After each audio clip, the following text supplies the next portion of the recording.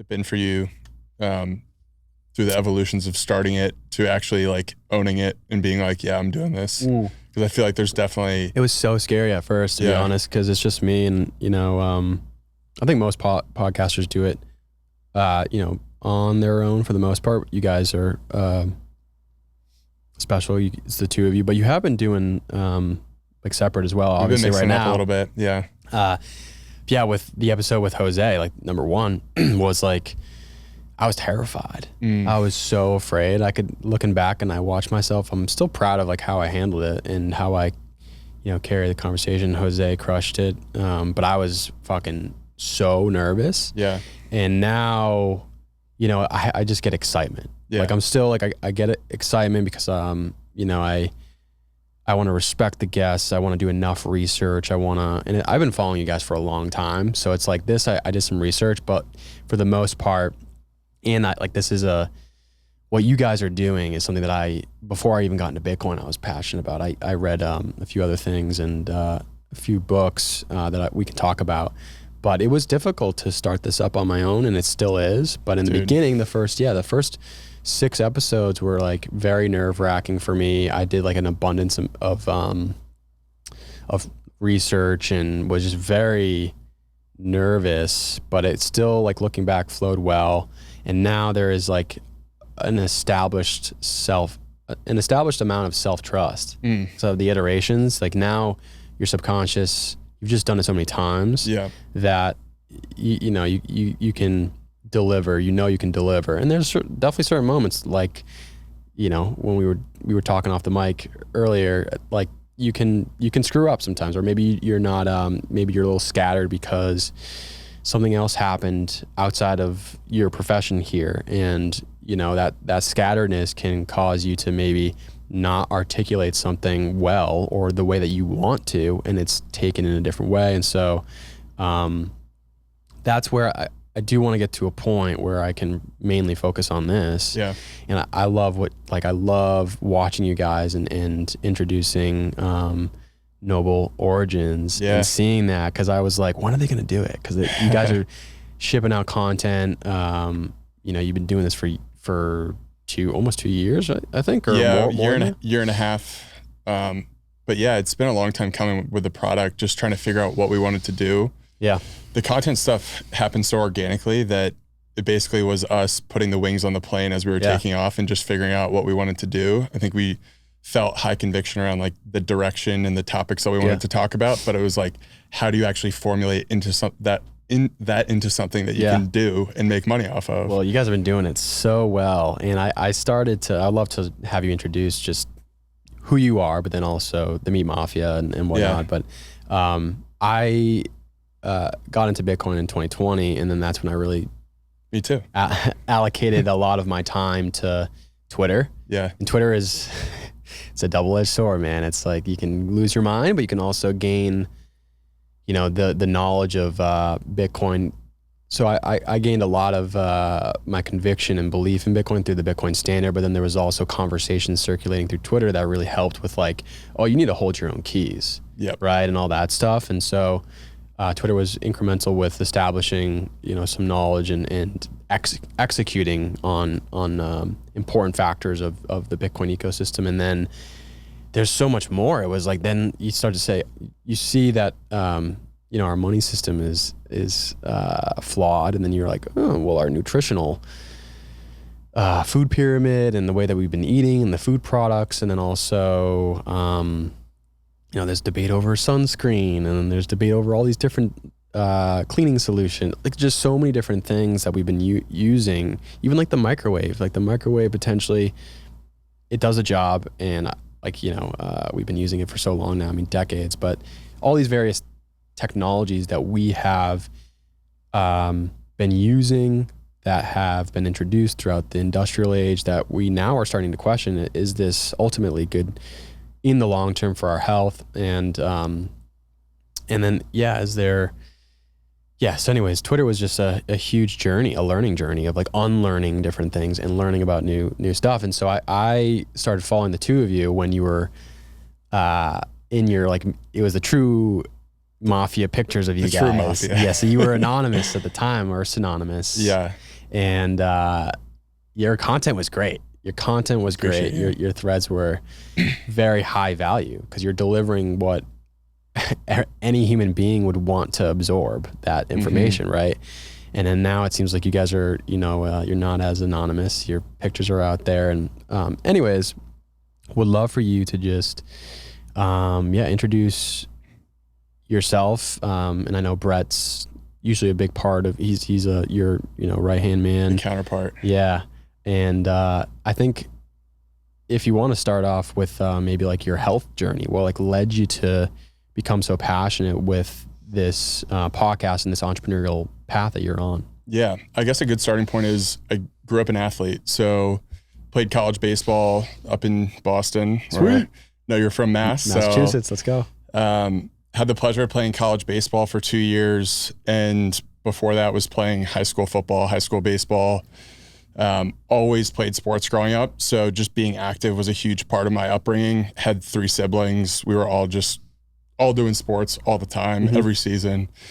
And for me, I took a big interest in performance in the weight room in high school. So I had a really good travel baseball coach who really mentored me early on, and he got my attention just because the amount of like belief he had in me. He took almost like a big brother type of relationship. Nice. And I ended up working out at this gym basically every day after school and grew obsessed over just getting better at, getting into the process of getting better, learning how to move my body in different ways. There was a really well-known baseball kinesiologist, Eric Cressy, out of Massachusetts, actually. Okay. I think he went to Babson for a year, actually, which is where I went. Nice. And he is basically known for forming the school of thinking around movement when it comes to baseball. And the guy that I was training with was not a protege, but he was taking from that school of thinking. And so what they were teaching me was very advanced in a lot of the stuff that you see at Squatch today, in terms of movement stuff. And I just was obsessed with it. I was there all the time and really kind of just figured out that was my passion early on, was just like this physical aspect of training. And later on that became nutrition as I kind of like ran into a few health issues, not really anything overly serious like what Brett was dealing with, ulcerative colitis, but grew up, had some skin issues, had to get on Accutane and things like that. And so just looking backwards and realizing how much diet had actually played a factor in my life, in that example in particular, where you're taking a really serious medication for something that was entirely, when I look back, I'm like, looking at my diet, doing an audit of what I was eating at lunch at school, I'm like, oh, that's why my acne was so flared up. I was eating garbage and my gut was all messed up, and I could get away with it because I was training well and I was young and looked fit. So it was like the problem was masked because I looked fit, and it was definitely something that you deal with as a kid, and then you look back and you're like, man, that actually played a bigger impact. So I was very passionate around just the whole idea of health at an early age in high school, and then got into college, was pursuing a business degree in finance, and ultimately took a job in real estate after school, and was working in a company for 6 years. And just through the process of getting out of athletics and into the real world, found myself not being able to do the things I used to be able to do. And really kind of what I think a lot of people realized during COVID was like, man, I'm not like really pursuing my passion here. I'm just collecting a paycheck and doing interesting work, but things that just ultimately weren't like my fire. And so during COVID, a few months prior, actually, I had really started to take my health more seriously again, like the way I used to. And I had probably had about 25 pounds to lose. I'm a big guy, so I can carry it, but as like, feeling pretty unhealthy. So I probably dropped about 5 pounds before COVID. And then when COVID hit, I was just like gas on, super focused, didn't have to go into the office, like had an hour of time back on each end of my commute because I was taking the bus. And it's like, dude, I took full advantage of it. And which is like somewhat of the opposite of many other, human beings during COVID, is like they maybe binged more on junk food and processed food and Netflix and all this stuff. So that's really impressive. Yeah. I think when stressors happen, you go to your default. And I was so conditioned at an early age to just be like, train, like I would just go to the gym and train. So I was like bored, and I was like, and I wanted to see change in my life during this period where I had time allotted back to me. So I was just like, I cut out booze for 3 months, which was, most people were like drinking, doing Zoom social hours and stuff and drinking. And I was just like, fuck that. This is the perfect excuse not to drink. Like, no one's bugging me to go to the bars. I can literally just be a hermit and get focused here. So I just tried to simplify everything. I focused on sleep. I was walking a bunch. I was listening to a ton of podcasts.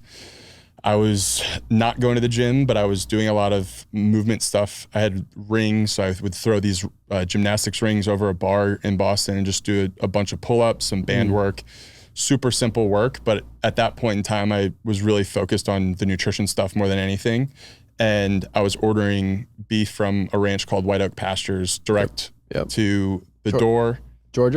In Georgia, Bluffton, Georgia. And if anyone's listening, he finally went on Joe Rogan too, not too long ago, like a few months back or so. Dude, he was, did you listen to it? I listened probably to half of it, I think, or 3/4 of it. He's got this amazing way of speaking. And it's a hard accent too, Southern accent. Hard accent, and he speaks very deliberately and slowly. His economy of words is like spot on. He doesn't waste a word. And he has that ancient like wisdom of someone who spends a lot of time outside in nature and sees things differently than people who live in the city. So when you first hear his accent, a lot of people jump to conclusions, but when you listen to him, the man is so knowledgeable about the world, about culture, about things that are happening. And when he went on Rogan, I thought he absolutely hit it out of the park. And he went on basically because he was being criticized for things that he had said. And I think he like defended himself pretty well. I think he was on CNN before that. Oh, okay. I didn't know that. Yeah, Rogan wanted to have him on so that he could explain himself a little bit more. What did he say on? Oh, man. I forget. Probably just talking about regenerative agriculture. You know, we might have to put this one in the show notes because I actually can't remember what it was exactly. But I mean, he's very critical. I think it was something around Bill Gates. He's very critical of multinational companies who are taking control of the food system. And he just has, I mean, he's a farmer who sees how money is manipulating food, and he's creating the highest quality nutrition on the planet.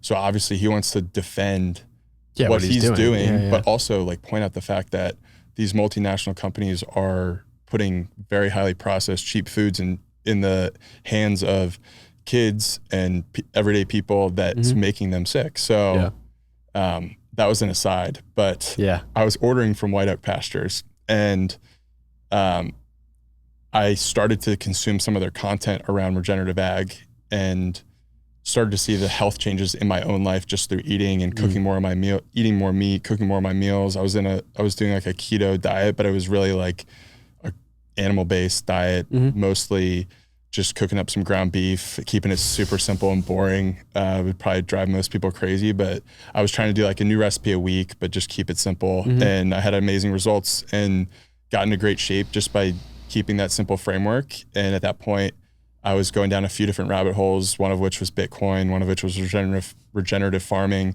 and just seeing the connection. And I was working in finance, so I was seeing the connection between money and the food system. And I'm like, okay, so this is like basically the bedrock of society that's broken, that if we can fix it, it's the most upstream and will have the most impactful effect on humanity as a whole. So as I think food is the currency of last resort, like we can't live without food, we need food. So it's equally as important to Bitcoin. And that I think that if we're gonna find solutions here to like improving society, those two things need to almost happen at the same time or work in tandem, where the food system, in my opinion, is extremely broken.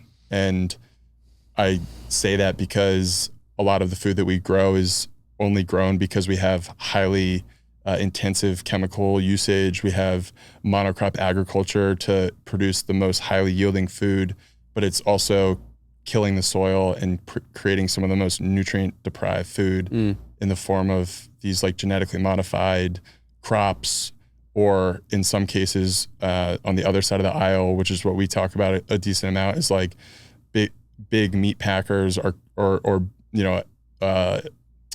conventional agriculture is also doing a disservice to animal agriculture in a lot of ways, where it's, genetically modifying chickens so that they're larger, and they're breeding them at an insane rate so that they're highly prone to disease. So they need antibiotics, they need hormones to stay alive. You're pumping them full of things that are not natural.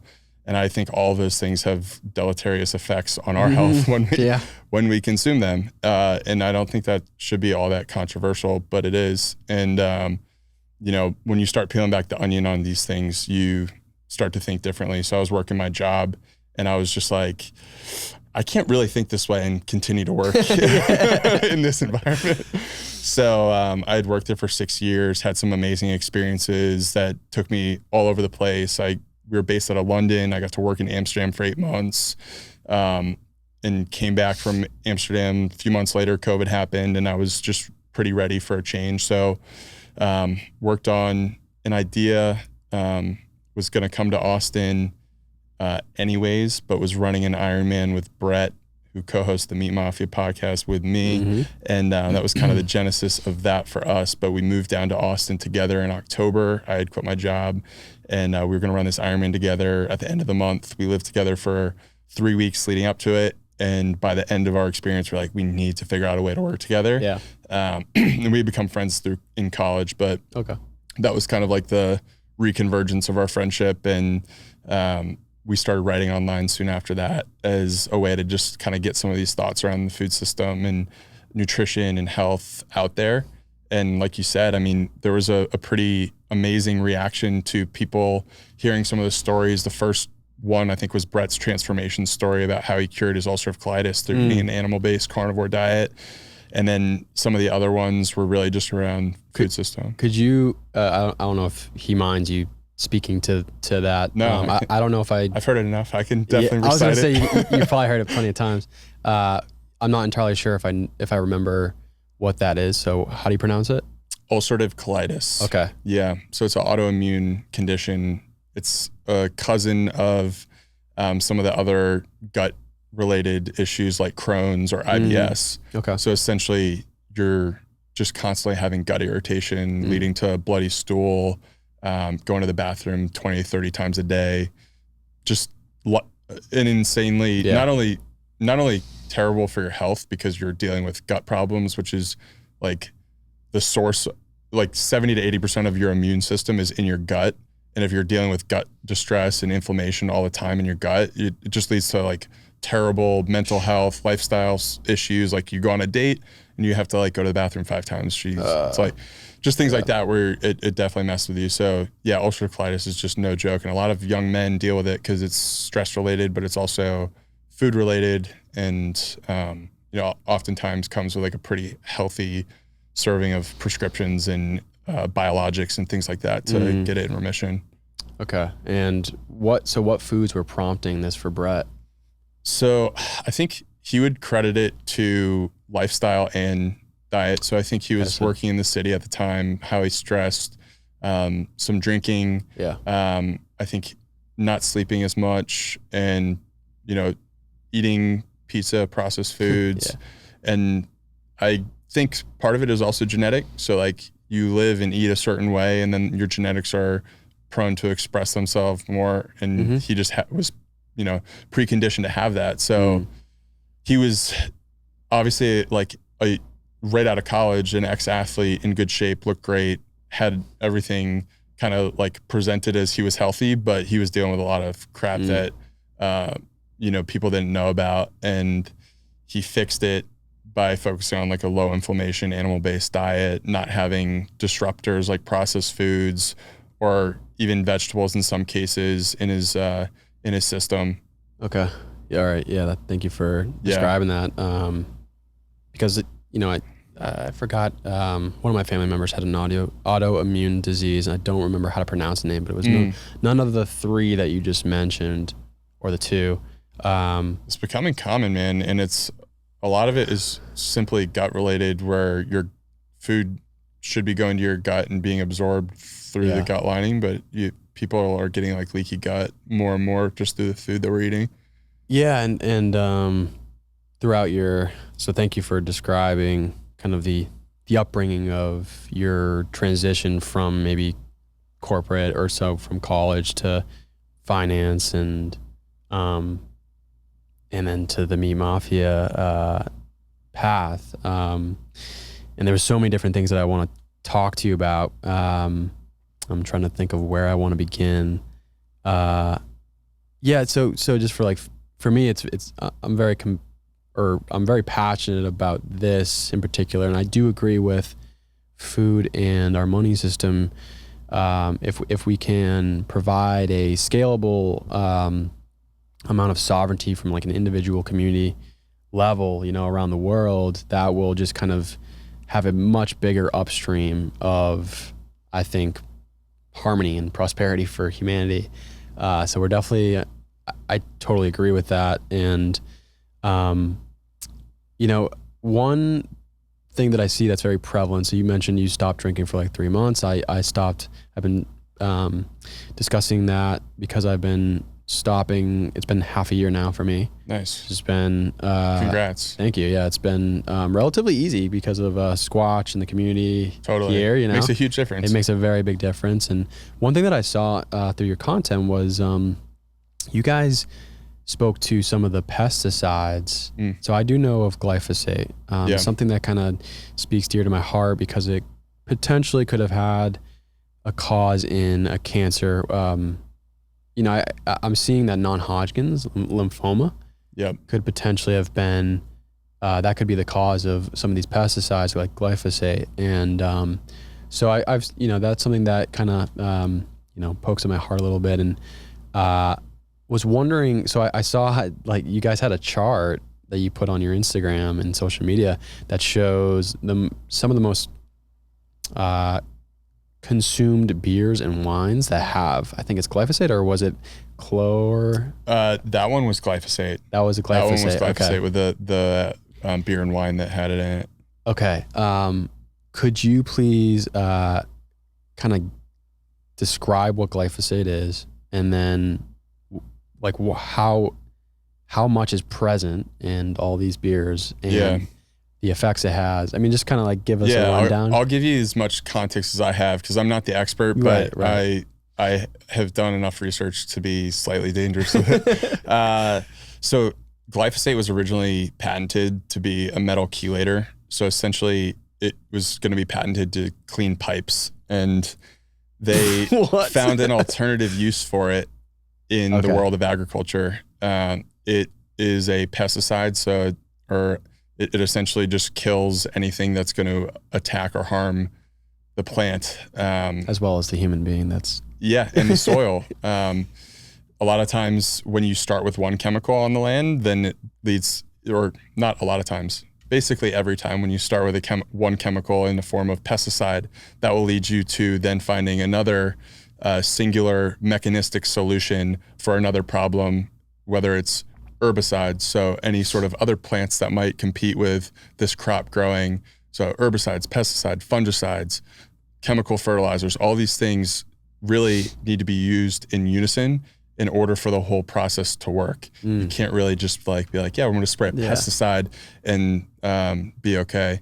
And so the whole system is kind of built around these chemicals, and glyphosate in particular is one that's pervasive because we've created plant species through the GMO process that are resistant to glyphosate use. So the plants are able to survive through them getting this chemical sprayed on them, but everything else in the soil effectively dies. And then you just have to pump in synthetic fertilizers, grow these plants through synthetic means. And ultimately what happens is that soil microbiome dies off. It turns from soil to dirt. It's unable to absorb water nearly as well. So you get much more runoff. You see the glyphosate runoff into streams, and then from there it's in the waterway, and then it's oftentimes ending up in like things like beers and wines. And a lot of the stuff that ends up in beer and wine is just because the fact that like corn, soy, and wheat are the 3 biggest crops in the US, and wheat and barley are obviously things that go into making beer. So, we spray those crops in abundance with glyphosate just because we produce them in such mass and export them all over the world. It's a huge economic driver for the States, and it underpins much more than just like, feeding people through like a loaf of bread. It's actually like a tool for our like global trade and supporting other countries. So it's scary to think that like that one chemical that actually is that dangerous for the ecology, for the human health, is actually at like the center of a lot of what's happening in the world on an economic basis as well, where it's, supporting like our interest abroad, because we can say, hey, we're going to ship a bunch of wheat over to, X country, and give them food stability. That's our role with our relationship with them. And then that relationship becomes reliant on that ability to grow that wheat. And so then you just start thinking about things from that perspective, and you go, how do we actually get out of this? Because we're kind of killing the soil, we're kind of killing ourselves, and you can't just keep doing that. Yeah. I mean, that's heavy, because from a global perspective, we are massively dependent on it from like a global trading, but it's also potentially lethal to our health. And so I mentioned non-Hodgkin's, like a blood cancer, but are there other different health ailments that you've seen? Yeah, I mean, one of the things that I would highly recommend anyone listening to this go listen to on YouTube, Zach Bush, who's a doctor. Yeah, I know. Yeah. He's a cancer doctor for decades, and then got into the whole regenerative movement and talking about glyphosate usage and how it's really negatively affecting our health, particularly our gut lining. So he's talked about how it could lead to autism rates increasing, autoimmune increasing, because autoimmune is directly affected by your gut's ability to have or not have permeability. So if your gut is just letting food leak through it, that goes directly in your bloodstream, and then your body needs to defend itself because it has particles in it that aren't supposed to be there. So ultimately what happens is the glyphosate breaks these, and this is in the Zach Bush video. If you want a more scientific view on it, please go listen to that. But effectively, glyphosate breaks these tight junctions that are in your gut lining, and those tight junctions are only one cell thick. So if that glyphosate deteriorates the wall, it creates permeability within your gut, and that leads to all the things. Autoimmune, the Hodgkin's lymphoma. I mean, if you go online and just look up, there's plenty of opinions on both sides, but there's been 2 to 3 decades worth of lawsuits against Monsanto, who held the patent for a long time for glyphosate, on the fact that non-Hodgkin's lymphoma is related to glyphosate usage. And I think a lot of people are seeing that to be the case. They recently won the case that was accusing. I think I saw that. Yeah, it was a class action lawsuit. So I mean, it's crazy to just think about the effects of such a powerful chemical. Yeah. I mean, just to relay, like, my mom passed from non-Hodgkin's lymphoma. She was, I didn't know that. She was, based off of what my family told me, she was really healthy. She ate her veggies and her fruit, but in the 90s and the 80s, I mean, I don't think there was any labels that would say, oh, this is pesticide free, or, and the awareness towards that wasn't really prominent when you're buying all these, like I don't even think there was any really organic labels. We're still early on in the labeling game, like labeling food and things like that. I feel like in the 90s and the 80s, there probably wasn't any distinction, right? Or categorization of those different, because like when you go to Whole Foods right now, you can go to get all the different types of vegetables, all different types of fruits, and you have almost for every single one of, every single fruit or vegetable, you have the option of getting organic or, non-organic. Yeah. I would say just for like timeline purposes, World War II is kind of like the line of demarcation for the food system changing, because beforehand, most people would have been buying from their local farmer who lived up the street, who they knew. They would have been able to ask them the questions, hey, what are you guys using here? What's happening? Also, after World War II was really when the advent of using ammonium-based fertilizers happened, and we could basically create large-scale agriculture by using chemical fertilizer.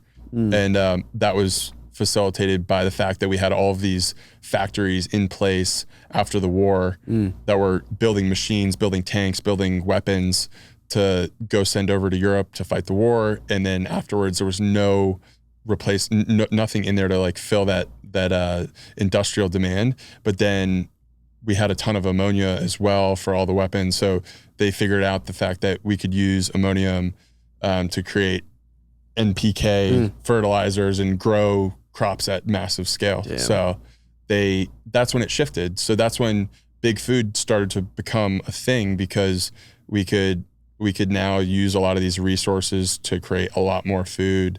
And our whole agricultural system then became, how much food can we create to feed the world instead of how do we feed the local community. And the reason I give that timeline is because when you're talking about like the 70s, 80s, 90s, it was still pretty early on in terms of like that new established system. So they're really, I mean, labeling at that point was still kind of like blasé, not really established. I'd love to tap into big ag. So there's a great piece of content you guys put out there. It's kind of like this framework I've seen in other social media. So Behavior Hack, that profile he does, and like there's like a couple others too that use this like black social media design. And in yours, it was showing a few statistics, and those are around 7. I believe, if my memory serves me correctly, I do have some notes, but 7 companies in the United States have almost complete control over the majority of our food system, or at least produce. Yep. And then there's a few other statistics that you put in there. Do you mind kind of tapping into that? Yeah. I mean, there's like 32,000 products that are basically controlled by like this small group of companies that are producing essentially the same types of foods, some iteration of grain, sugar, air in the bag. Like they're just creating highly processed foods, but they control most of the food that's being created in the inner aisle of the grocery store. And that's like General Mills and Kraft. Yeah. Okay. Yeah.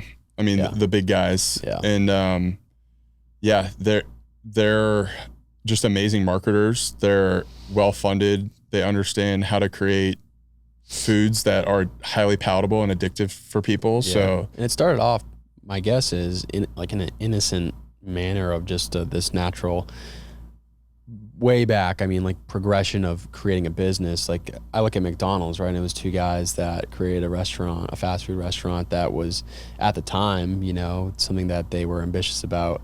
Yeah. Providing like tasty food that was using like beef tallow at the time, but then it's just this industrialization, this factory shaping of the kitchen.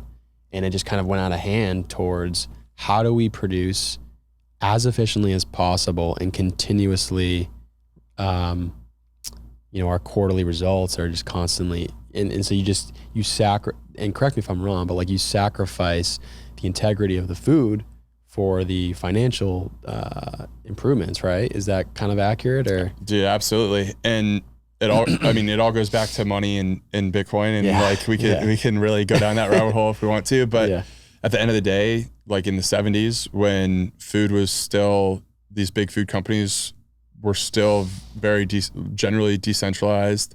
That's when we broke from the gold standard, and that's when we started to see money start to get concentrated in different ways than previously before. And I think that at the end of the day, these big food companies oftentimes were started like decades and decades ago. They were great companies who had different products that ended up being staples. And then ultimately they were able to just capture a certain part of the market. And then they're always trying to cost optimize to figure out how they can create the most profit off of every single product and compete at scale. And when the money is broken and they can just raise money at incredibly cheap interest rates because they're massive companies, or they have access to funds that smaller companies don't have, they can just outcompete at a massive scale.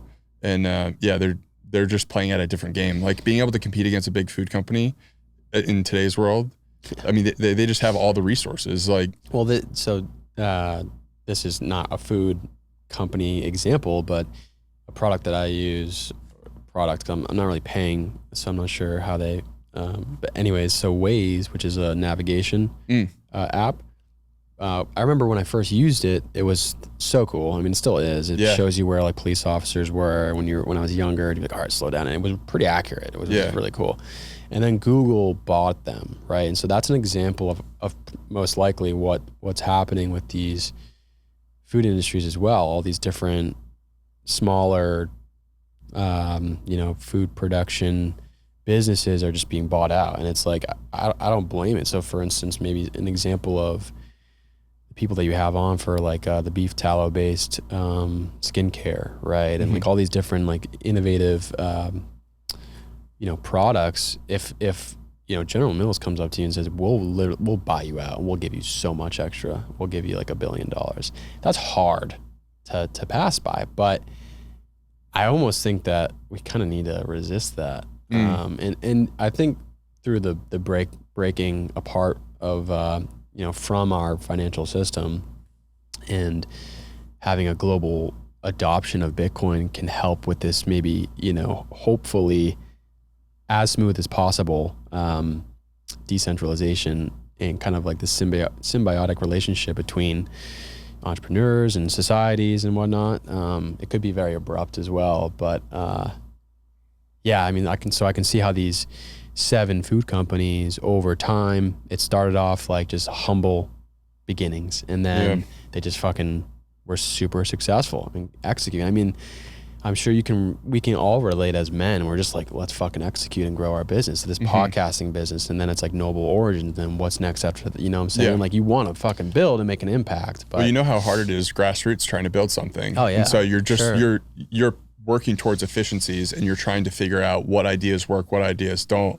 And so at the beginning, you're just scrappy, right? And you're in survival mode. But once you've moved past that into like phase 2, 3, and 4 of being a business, you can start operating completely differently, and maybe start losing some of those core values that were once like a very important part of what you were trying to create in a product or a brand. And that's scary. It's kind of scary, but I look at other companies that I admire and I'm like, how is this gonna play out, as you grow? And I look at Joe Rogan, he's super unique, and like other podcasters like him, it's such a unique thing. And like you guys are, we're doing something similar, obviously, like the podcast, but like he's growing like a massive business himself, and he does other things that I'm probably not even aware of, but also with like comedy.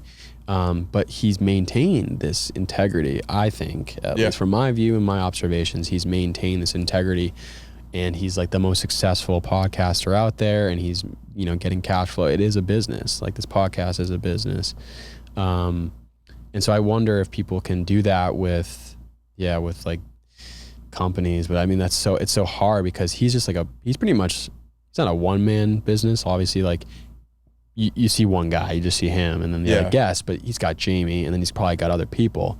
But for the most part, it's probably a small team. And so anyways, I'm sure that's difficult to keep your core values intact as you start to execute, but I wonder how that evolves when Bitcoin is like really firmly ingrained in our society. And I think a lot of it just comes down to like how money is like, in my opinion, asset allocation is not in check right now because we can print our way out of anything. Yeah. So you can effectively rely on the fact that dollars are endless to get us out of a lot of problems. And that starts at a massive scale from the government all the way down to companies. Like, there's just there was just access to capital that was super cheap and helped. I mean, I actually had this conversation the other day, which was really interesting, where, effectively we had like almost zero interest rate environment for like 10 years. And a lot of people got away with thinking that they were a really good entrepreneur, but really just or a really good operator in an economic environment that was incredibly easy from a capitalization perspective. They're not actually great operators in terms of building a brand, or they're just able to go out, raise a bunch of money cheap because people are looking to invest because they don't want to save their money because they're not going to be able to put their money in a savings account to make money. And it's like, okay, like the trade-off between investing and savings is actually really, really important. Like, and once that breaks, all of the incentives downstream of that are broken. So many things change. I mean, just the aspect of us saving as an individual, but even as a business and as a company, like you saving Bitcoin, like once it's fully adopted, you can just sit on that, right? And that's your reserves. And that's that's a thing, you know, like I don't think people understand the incentive structures, how that would change. And then going down to like the behavioral individual level as well. It's like you can be a little bit more patient, right? There's not this like constant rat race. Definitely. Keynesian economics kind of talks about, you know, Keynes himself was just like, you have to keep this going. Like the consumer demand has to be there all the time. And that's where we're always, you know, and so it'd be interesting to see how that plays out. But to stay on the topic of these 7 companies, I did see a few other statistics. So you mentioned, so it was like, they own a decent amount. And I'm assuming they have lobbied. So the next stat was like in 2022, they've lobbied up to like hundreds of millions of dollars just in that year. Yeah. To what? To maintain their, you know, what they're doing. What was that? Protect their interests. And so, okay. And just real quick. Yeah. When we were talking about the credit creation, kind of like the unethical production of money, people don't, you know, see that as unethical, but there actually is a book called like the ethics of money production. Super interesting. It's very interesting. I haven't read the book, but I can see, and this is where my mind's going, is if you can kind of create that money, right, and you have this conglomeration of like, for the food industry, 7 companies, they can then have like regulatory capture through that relationship, I think, between this, like just with a click of a button or machine, you can create money and just, you don't have to work for that regulatory dominance, right? You can literally just, you can with just a couple of decisions, instead of like, if it was a Bitcoin, you would have to really work probably a lot harder. You'd have to invest a lot more energy to gain that regulatory dominance, right? Yeah, you'd actually have to compete. I mean, it ultimately all just comes down to the idea that decisions aren't, the ramifications of making bad decisions just aren't there. Like, because, that's unethical right there. I mean, like you don't have the ability to reprimand these companies that, at some point were like ethical with their operations, but now since 1971, it's been just this magical creation of just like there's no economic competition and actual fight to trade and to gain access in the market. Yeah, which is wild. I think people don't really appreciate the meaning of value. Like the value of $1 isn't just a number on the screen. It's like value in general. Like if I told you, hey, like 10 guys are about to walk in here right now and try to beat the crap out of all of us, and I handed you a tissue and a gun, which one's more valuable? Right. So, I mean, in my opinion, Bitcoin is the gun in this instance, where it's like they're just printing money nonstop, in effectively telling us that if you look into the like CBO reports of what the budgets look like, they're just like, yep, that is just gonna be like this. And what does that mean? It means that companies, like all these big food companies, are gonna be able to continue to buy interest in all the different regulations that are put in place.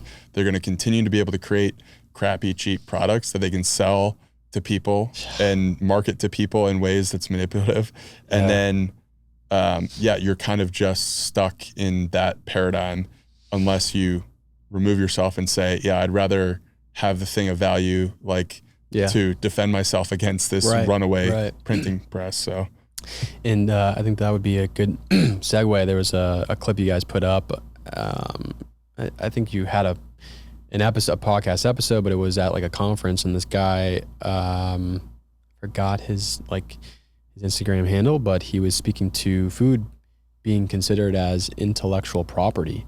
So we're mentioning the amount of money being produced and that regulatory capture and how that's kind of like an unethical, unfair way of gaining dominance, right, in these conglomerations. And then like, okay, so what if they don't have this ability to create money? Well, what if they make food an intellectual property? And this guy, I mean, he did a great job in this like 1 minute clip that you guys had. Yeah, it's Jay Gulanello for anyone listening. Yeah.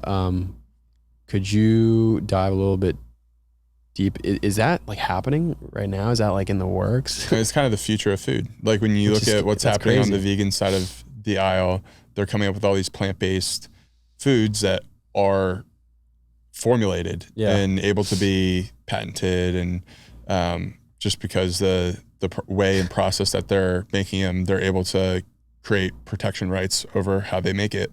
And that's a scary thought. Like if you think that control over people, in my opinion, like communism has very vocally talked about the fact that controlling food helps you control people. And, right.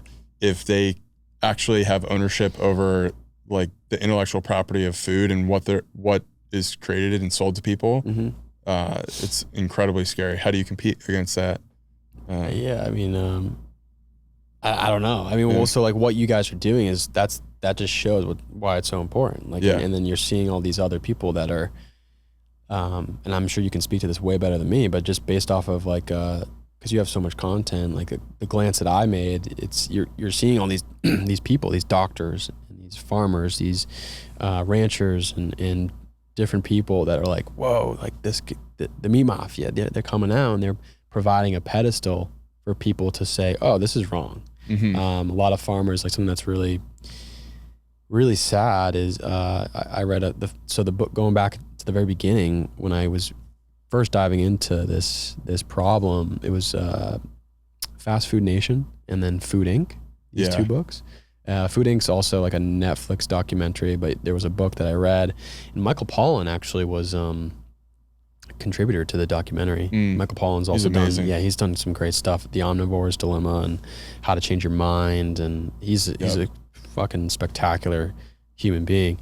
But dude, I was seeing instances of farmers putting their foot down and saying, you can't have my property, you can't have my land, to Monsanto.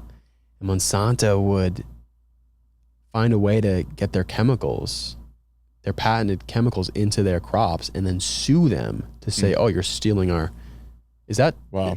Have you seen that? Do you know? I mean, I haven't seen either of those documentaries. I thought I saw that, and that was like, so that's insane. Fucking insane. It was like, these farmers are just living with integrity and with, ethics, and Monsanto's like, listen, we'll buy your land. They're like a 7th or 8th generation farmer, right? Yeah. And so they're like, no, this is like our land. This is our spirit, right? And then they seeped in these chemicals. I mean, you can fact check me on that, but I thought I remember that. And I was like, oh my God, that's wild. And then if they try to speak out about it, or if they try to even press charges, like if they try to go to court, Monsanto just was dumped. Like they could do it they could just keep going. They had the lawyers, they can consistently push back, where the farmer's like, I could fight for this, but it will take out over 2 to 3 to 5 years. And it's like, well, and all their wealth is in their assets, in their land. It's not in cash. So how do you expect them to be able to fight any sort of legal lawsuit? Yeah. The regulatory burden that a lot of these farmers have to deal with, the red tape is insane. There's a case of a Amish farmer in Pennsylvania, Amos Miller, who his farm operation was getting examined by the USDA just for how he was processing his food. He was doing things very in line with how nature intended food to be grown, no chemicals, nothing, processing it clean, not spraying anything on the food. And USDA just essentially tried to shut him down, and they're still going back and forth. But that's one example, and there's plenty of other examples. There's another one, if people want to go check out our podcast with Econo Alchemist, who's a Bitcoiner, and he tells a really, really great story about a gentleman in Colorado, blanking on his name, but just how aggressive some of these regulations can be, and how, I mean, generally speaking, these farmers are trying to do things out of well-intentioned and they aren't really looking for a fight. It's sad. And I hope that, you know, through what you're doing, but then also just hopefully through other avenues, other human beings, entities, organizations, our government kind of cleans up in our lifetime so that we can defend these farmers. And so one thing that I also want to, so we're kind of on the topic of you know, unethical capture of within the regulatory field, but then also, you know, we were speaking off the mic about you know, agendas being carried out through social media algorithms and networks, right? And so you guys had a really cool display of when you type in Google, it's like eating meat makes you, and then there's blank, and I think it was like aggressive was one of them. I forget the other ones. Unhealthy. Yeah, but they were all, there was negative connotations on every single one of them. And how often do you see that? I'm sure, I mean, I've seen the oat milk too. So like the oat milk, you guys call it the oat milk con, right? So there's all these different, and I before I moved to Austin, this was probably this was like 3 to 4 years ago, I did try oat milk. I put it in my coffee. I didn't drink it a lot, like a full glass or anything like that. But yeah, and then like coconut milk, all these different nut milks, and coconut milk I think is potentially okay. Yeah, it's good. But the other ones, depending on where they're, you know, we were talking about pesticides and how they're being grown. Yeah.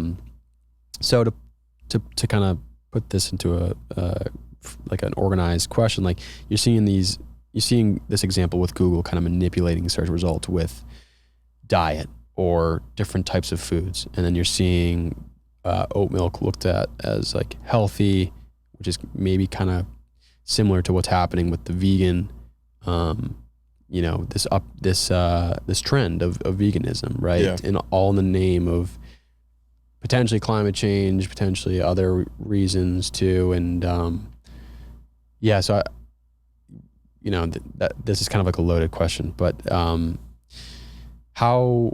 how often do you see that, and do you have any like stories or do you see any other people that are trying to make this aware, and also just fill in like what's happening right now? I think if anyone's listening to this, they should just go and take like, is meat eating bad for you, or is eating meat bad for you? Put it into Google, put it into DuckDuckGo, and see what different search results you get. And that'll be enlightening in itself. But from my perspective, I try not to think that like there's, from the get-go, that there's something nefarious going on. But you try not to? I try not to. Yeah. But I have a hard time not seeing that, because from my perspective, we have a lot of tech companies that have power. You can count them on one of your hands, and the bigger these tech companies are, the more power they have, and the easier they are to being regulated heavier by the government. The more control the government has over those big tech companies are essentially an extension of the state, in my opinion. Well, we found that out through like the Twitter, and right now the Facebook files is being written on Twitter by a senator, I believe, and it's talking about it's a new upcoming thing that kind of is mirroring Twitter files, and so like these files are showing that agencies of the government were like almost a department of these tech companies, which is like in a previous time, maybe even 10 years ago, that is totally against the Constitution, right? Anyways, just want to provide that context. No, it's spot on. I think we're living through strange times with the fact that a lot of us are using these tech platforms thinking that they're just independent technology companies. But the amount of power that the government has over controlling 5 tech companies that provide so many resources to so many people versus the government having to oversee 1,000 tech companies that are all doing different things that maybe have a little bit more disparate power is totally different. And I think Bitcoin will help break that up. Yeah. But I also feel pretty strongly about the fact that it's going to need to be like recreated instead of reformed. I think the government is already just so ingrained with how these big tech companies work and how much control they can have over them. And it's very easy to win people over when you have control of the money and you have control of the law. I mean, all you need to know is a C-suite person at some big tech company and have the right, ability to persuade them to say what you want, do what you want. And the money system and the media system just being in the hands of the government is not ideal for maintaining freedom. And I was trying to think of where I was going to go with that. We had a little intruder. That happens from time to time. People pop their heads in. So I see like Paul Saladino, and then it's another man. He's like in his 50s. He's super jacked. Are you talking about Mark Sisson? Maybe. Or Sean Baker. Sean Baker. Yeah. Sean Baker. He does these like pretty funny videos where he's just like cutting up a steak. Oh, they're hilarious. And then on the side, he's showing like, a vegan kind of vlogger. And I do want to kind of try to bring some compassion towards like people that are like genuinely trying to do good, right, with the vegan side, right? Totally. I think you guys do a great job though with like how you display, and I laugh a few times as well. And it does seem like there is this, this factory farming or the conventional amount, like the current paradigm of farming, this is, I think, driven by products, the amount of grain, soybeans that we were just talking about. It's a very prosperous global trade. Do you think that has it sounds like it would have a huge effect on promoting potentially veganism because they can incorporate those things into the products? And then, I thought I saw someone that tried to go totally vegan. I would think it was Food Lies, the account Food Lies. He recently posted someone that went straight up vegan, no meat whatsoever, and they died because they were, they suffered from malnutrition of some macro. Yeah. There's certain vitamins that you're not getting if you're eating a strictly vegan diet. Yeah. And so has that been a challenge to try to like display that? Because you guys do great with the memes, but I'm sure you get a lot of pushback too with all of that. We've had a few instances of pushback, but it's actually been, from what I have felt in terms of pushback, I feel like it's been way less than I expected. Yeah. And maybe that's due to like someone behind the scenes, like maybe not shadow banning. Shadow banning or not putting our content in front of, like I think whenever the vegan algorithm picks up a piece of content that we've put out there, like Brett put something out there, put a video out there of him walking through the grocery store, vegan algorithm picked it up. He had so many people just like talking crap in the comments. But yeah, I think there's a right way to go about it and a wrong way to go about it. Like, I genuinely think that a lot of people who are eating a vegan diet genuinely want to be doing the right thing. They want to be doing the right thing for their own health. They want to be doing the right thing for the planet. I think about that about myself. Like, I want to be doing the right thing for my health, the best thing for my health, the best thing for what I view as the planet's health. And I promote a meat-based diet because I believe that I can control a lot by doing it, by going and buying from a local farmer who's raising their meat regeneratively. They're using multi-species on the land to control for pests, to control for insects, to control for herbs or different things that are going to be affecting the ability of these animals and crops to be raised.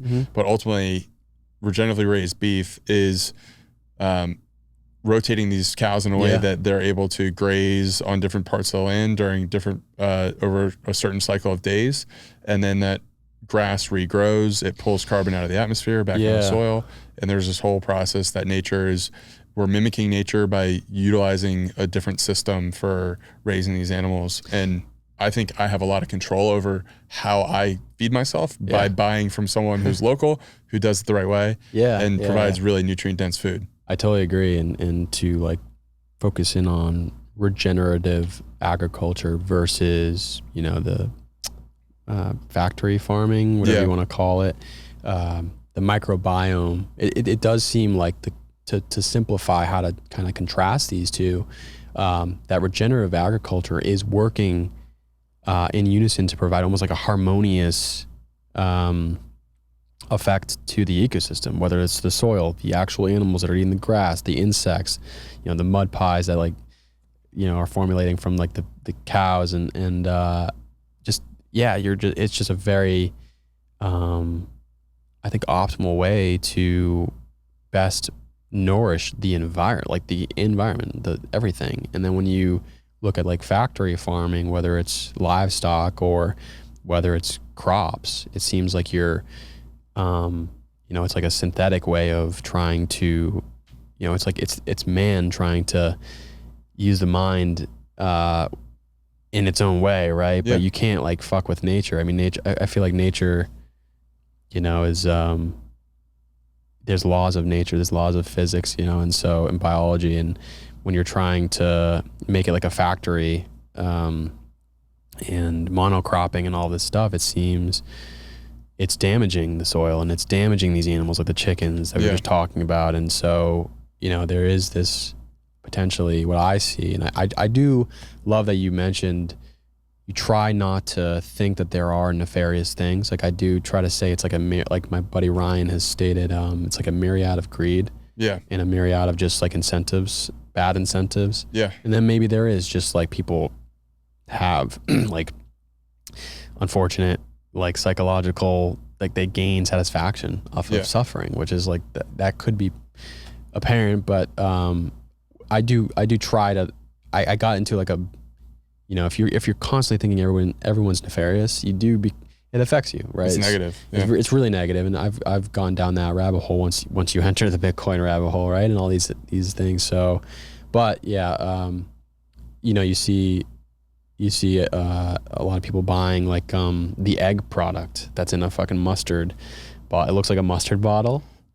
Just egg. Just egg. Yeah. Yeah, I don't even know. How is it legal to call it just egg? There's no egg in it. It should be totally illegal. The ingredient list is like... It's like soybean oil and sugar. I don't even know what's in it, but it's crap. Yeah. And that brings on kind of like I wouldn't say it's a religion here at Squatch or like in Austin, but no seed oils. Yeah. You've got like Ziki, right? So Ziki is this food truck, food company that, you know, has been getting a lot of attraction because they're not incorporating seed oils into their foods, right? And I'm trying to learn more about it because there's just an endless amount of things you can learn. And so I kind of just straight away, for me, it was like, just don't eat seed oils. Mm-hmm. And there seems to be like a difference between industrialized, like mechanical ways of creating these seed oils. And then there's like other, you know, you could use avocado oil and whatnot. Yeah. Well, avocado is also a fruit, so it's like so like there's, I mean, olive oil and avocado oil are both generally accepted as fine, but at the end of the day, what you're trying to solve for when you're avoiding seed oils is inflammation, and what causes that is the omega-3 to omega-6 ratio being out of whack in terms of what we would have otherwise been eating decades and decades ago or centuries ago. I think it's something like our current omega-3 to omega-6 ratio is like 1 to 20, and it used to be like 1 to 4 or closer to 1 to 1. So just in that context, a higher ratio or 1 to 20 is much more inflammatory to our body, and the downstream effects of that is still being researched. But I think that there's enough evidence for people to really avoid these oils and try to choose oils that are much more easily digestible in the body. Like saturated fat is not bad for you. It's actually great for you. And I think the more people who like just steer away from these highly processed oils that if you had to watch those oils be made, you would never touch them in your life. Like there's so many other alternative uses for those oils, engine lubricant, machine lubricant, that they get used for, that like you just sit there, you're like, why would you ever want to put that in your body? Yeah. That's the, I mean, when it comes to memes and trying the power of memes with seed oils, the engine lubricant, it's like what really got me. I was like, what the fuck?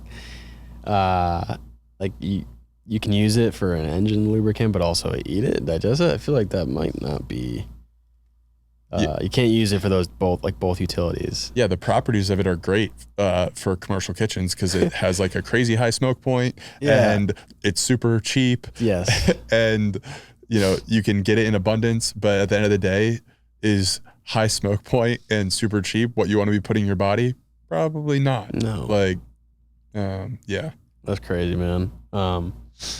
So I was going through some of your podcast episodes, and I saw a pod with, and I might be pronouncing his name wrong, but JC Folkers. JC Folkers. Yeah. And he was speaking to testosterone levels. I didn't hear the whole episode, but could you give like a high level overview of what's happening? I mean, we've probably intertwined a lot of different things already that could maybe display why testosterone levels are down, but yeah, I would say, so for anyone listening, conversation was great. They should go check it out. Yeah. Quick plug. Yeah.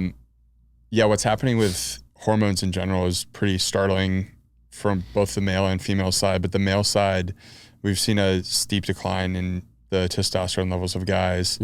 And a lot of that is due to what's changing in the food system, but also the chemicals that we're being constantly interacting with. And at the end of the day, those chemicals come through a bunch of different forms, whether it's through our food, whether it's through our skincare products, whether it's through the water we're drinking, whether it's through the clothes we're wearing. A lot of these things do disrupt our endocrine system, which is our hormone system. And when we start thinking about building robust people, hormones is an incredibly important part of that. I mean, it's our fertility, it's our vitality, it's what, when our hormones are imbalanced, that's like when you are primed up to procreate and go do amazing things in the world. You have energy. It's really like the foundation of health. Another factor there is just like our lifestyles. We are spending so much time inside. Yeah. We don't get nearly enough sunlight. We don't get nearly enough, or we spend so much time under artificial light. Yeah. Sleep, you know, we've lost an hour's worth of sleep over the past 100 years. We used to average 7 hours. Now we average 6. Sleep is massively important for hormone health. There's just so many different things that are causing the issue that you have to take a step back and be like, oh, it's the whole system. I actually need to change basically a little bit of everything, which I think is intimidating for people who don't have a strong grasp or aren't like feeling the day-to-day effects of being like, oh, my hormones are totally out of whack. But if you just assume that you have, like, if you're just like the average person listening to this, like average health, that means that your hormones are probably like going along this downward trend of being negatively affected by all the different things that are happening. So the best place to start is probably getting more sleep and sunlight, spending more time outside, working in more exercise, and then cleaning up your diet, which I think may take people a little bit more longer time to form habits around. But yeah, I mean, it's pervasive, man. It's like, it's everything. I don't think it's one thing in particular. Yeah. I mean, it's been it still is ongoing for me, like on trying to, and I haven't used any tools to measure my hormonal system. I haven't actually tested that. I just did a blood draw recently for the first time in a while. Nice. And like years. I didn't go to a doctor for a long time. And I think because of COVID and all that, it was just like kind of hard to get a doctor's appointment too at times. And, but I was talking to my buddy Chris on a previous episode that's releasing tomorrow. We were just talking about our kind of just skepticism with Western medical field, and just trying to assess what's best, right? Like, is there a different route than just getting surgery and an organ removed and whatnot? And so coming to Austin though, I did kind of a similar thing as you. I just did the boring ground beef, eggs, and fruit, and some honey. And every once in a while I'll divulge in like some cookies or whatever. But that, just doing that consistently every single day, going to the gym and hydrating and that really helped. And then you can kind of plug in these different things. Like, I always have it's what's it called? The blue screen. So it's not the blue screen, it's I forgot. It's like night mode. Yeah. And on my device. Grayscale is what you're talking about on your phone. I do that. Well, I do the grayscale at times, but the night mode is where it's just kind of tinted as like a shade of orange almost. Okay, interesting. And then I have the glasses too. I've done all these different things, but I could totally see how it can be overwhelming for people, but it's just funny too to like think about it. It's like all these things were so obvious just a few, even maybe, I don't know, half a century ago. But we've kind of lost our way with just kind of using all these different forms of technology to kind of lose our way of like our primal instincts, like how we operate as a human being. Yeah. I mean, chronic disease is now like the big thing these days, and all these diseases basically didn't really exist at scale 100 years ago. So you have to ask yourself the question, what changed? Like what changed in the food system? What changed in our lifestyles that's driving these diseases to exist at such a large scale?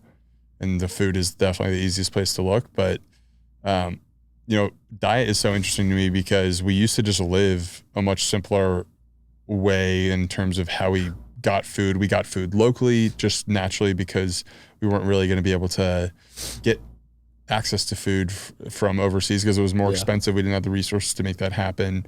It just made much more sense to buy from someone up the road and eat locally. And they were incentivized to promote your health through high quality food, because if they didn't do that, they would buy from somebody else who was local and you knew who your competition was. It was very isolated. Yeah. I think just the global nature of the food system now has made it much more dynamic and a much more challenging problem to solve. Yeah. I mean, you had a local milkman, you had a local butcher, you had all these you knew the guy. Yeah. It was like, you had this awesome relationship. You walk in like, what's up, Bob? I'll get like a few slices of ham and different ribeyes and whatnot. Yeah. Well, and there were definitely problems too in the food system back then. Obviously, access to food was challenging, and the resiliency of the food system was challenged during certain periods of history.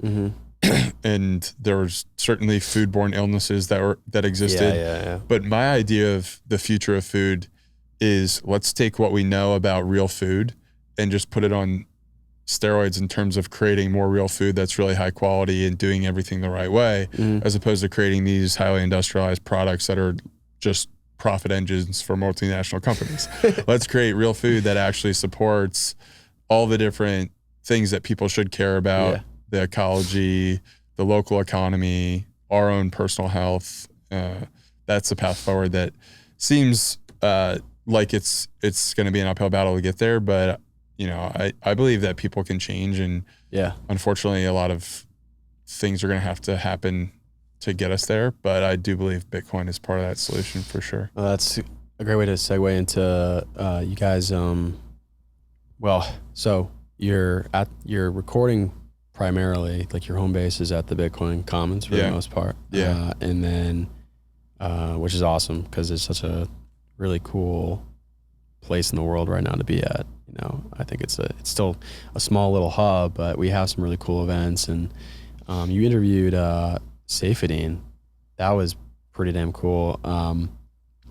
Was it primarily just talking about the carnivore diet? Did you guys go back and forth between, or did you talk about the carnivore diet at all? Yeah, we did. Yeah.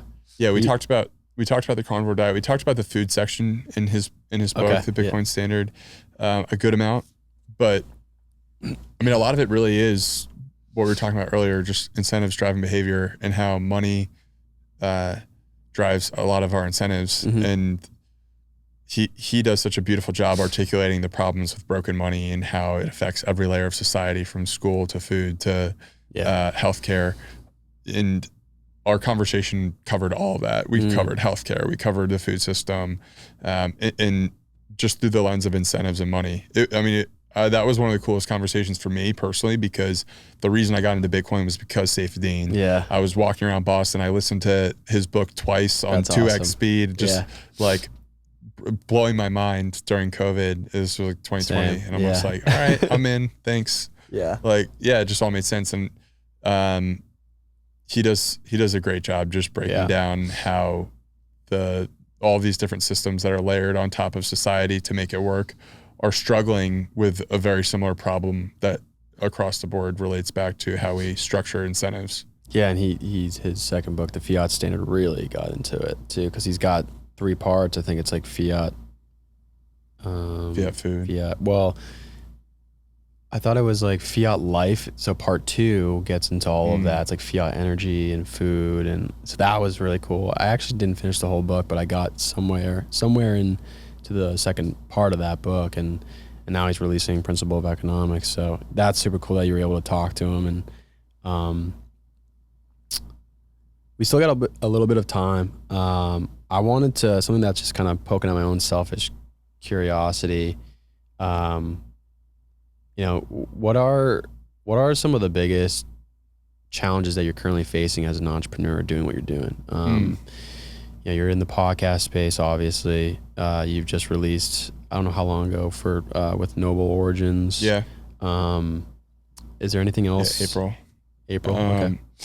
Yeah. So we have Noble Origins, the product, and then we've got the podcast we're working on, and a few other things that we're working on. But I would say the biggest problem is going from making something kind of a hobby and turning it into an actual business. Yeah. And the difference really being is you have to create systems and layer on people, and systems are pretty easy. People can be challenging. Building really strong teams that have culture, that have a belief system, that, we have big lofty goals with all of the projects that we're doing. Mm-hmm.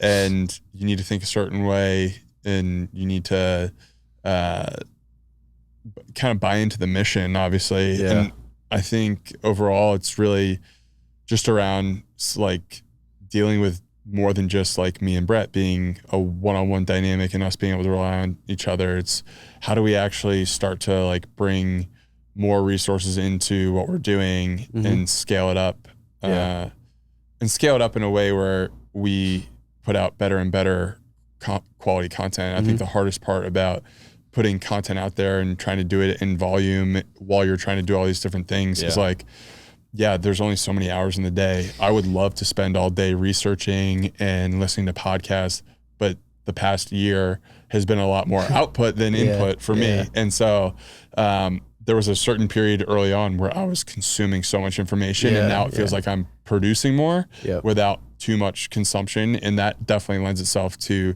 problems in terms of just evolving your thinking, stress testing your thinking, doing deeper research. All that stuff is definitely really, really important with what we're trying to do. And I think just being able to add on resources to help us to grow. And obviously, like when me and Brett are both working on these different projects full time, you need to make a small media business that talks about meat profitable.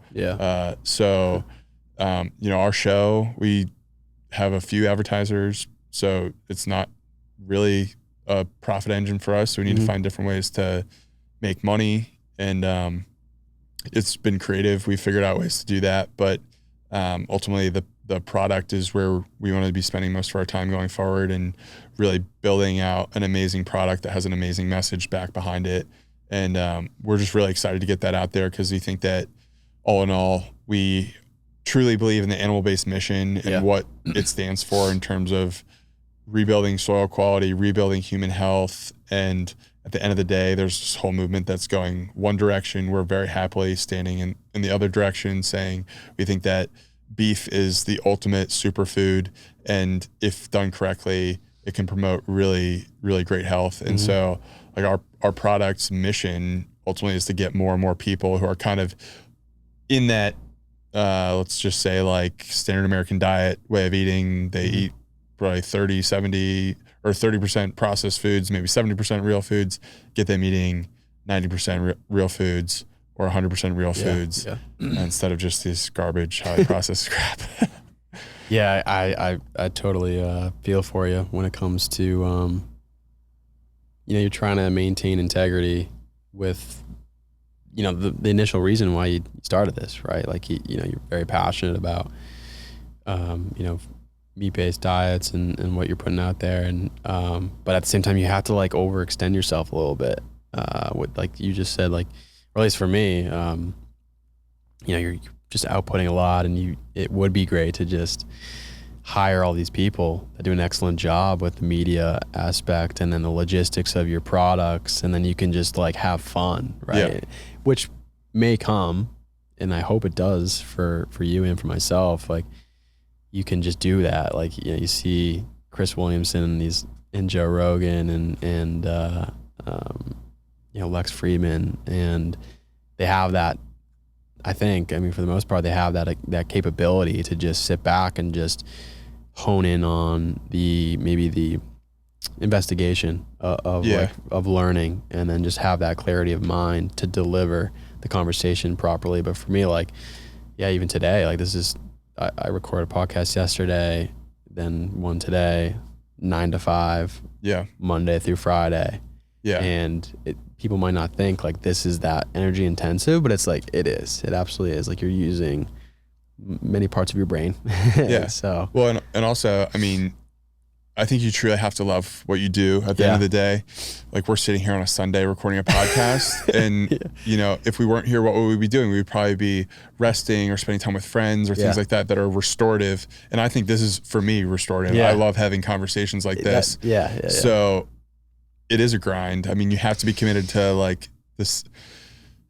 Well, that's just real quick. I was gonna say, like, just a comment on, like, it is a grind, but it also, the fact that this is kind of fun because you are doing this with friends, right? Yeah, totally. And you're learning in the process, and you're building your skills too. Yeah. So there is like a cool aspect to it as well. But at times, it can be. Yeah. But you got to like engineer the fun too. It's like the fact that I'm doing what I'm doing with my best friend is so sweet. Yeah. I'm like. We're living together. Our lifestyle right now is really stupid. We're living together. We are in a business together. And it's like we co-host the podcast together. Yeah. So the ability for us to just kind of enjoy the process of it all is much easier when you have that counterpart. It's like a counterbalance. We at times have the yin and the yang where, like, he's doing one thing, I'm doing another thing. He's bringing more energy, I'm bringing less, and I have to level up. It's like, it's a great iteration and learning process. And I just think the ultimate bottom line there is surround yourself with amazing people who are ambitious and want to do great things and want to live a full life. Yeah. You guys are doing that. You guys are a living example of that. So it's like, it's fun to watch you guys. It's motivating too, to watch you guys do what you're doing. And appreciate it. I was wondering, obviously you can reveal whatever you want to reveal, but like, do you guys have a long-term vision for what you're doing? Is it totally different than what you're currently doing, or is it just kind of maybe growing the impact of the content and creating different products that are similar to Noble? I think media and product is a huge central piece of like what we'll be doing going forward, and I see those things changing over time. Like, as you get bigger in certain ways with the media platform, that changes our ability to like maybe start to create products that we have like, I would say there are products that we've thought of that we're like, we need to do that one day, because right now we can't necessarily do it, but the media platform in itself, if it keeps growing, will then be able to facilitate us like going after a more ambitious project with a product. We have a lot of ideas that we just want to contribute to the product space, because we think that if we put the right products out there, it creates the ecosystem of being able to support the system that we want to see exist. Mm-hmm. And then the media side of things is basically the mouthpiece to all that in terms of just getting the message out there saying, hey, like there's this whole different way of thinking, living, being healthy that exists. And most people are kind of like in the vacuum of the existing paradigm that will just drag you along if you don't wake up. Yeah. Yeah. Yeah. That's, and then, being able to just hire someone to kind of scale this out for you and automate it in a way so you can continue to hone in and hone in on your craft. And that's super exciting, man.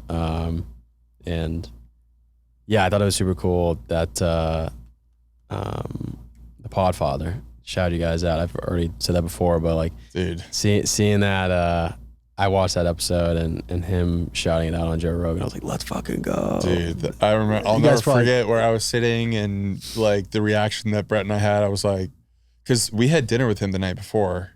Oh, with Adam Curry. Yeah. And we went out to his house. We had dinner with him. It was awesome. And he was like, yeah, I'm going on Joe Rogan tomorrow. And I think Brett and I both were like, maybe. Yeah. So it was just cool that happened, and we were super appreciative of it because he's just been supportive of what we're doing, and he's supportive of the whole Bitcoin movement. And I think he's just a strong voice for the whole human rights or freedom of speech movement, which is ultimately human rights. Like freedom of speech needs to exist in the modern world, and with the technology that we have now, it's growing increasingly more challenging. Yeah. And Adam Curry, I've seen him at the Beef Initiative, one of the conferences or dinners that Texas Slim hosted, and I've seen Adam at BitBlock Boom last year, speaking with like Marty Bent, and he's a huge proponent of all these aspects of what will maintain freedom on scale, with Bitcoin, with podcasts, and with a healthy diet and scaling out through these small businesses and ranchers. And so listen, man, I appreciate your time. I appreciate your time. Yeah, I appreciate you having me on. it was a long time coming. I feel like we kept saying this because we see each other at the Bitcoin Commons. We're like, when are we gonna, but appreciate you sharing your message, sharing what you're doing. I'll put a few things in the show notes, obviously everything. If you just want to shout out where people can find you, I'll link it in the notes. Yeah, so a good place to find me personally is Twitter, Meat Mafia Harry. My handle is officially changed away from Clemenza. Yeah. Meat Mafia Harry.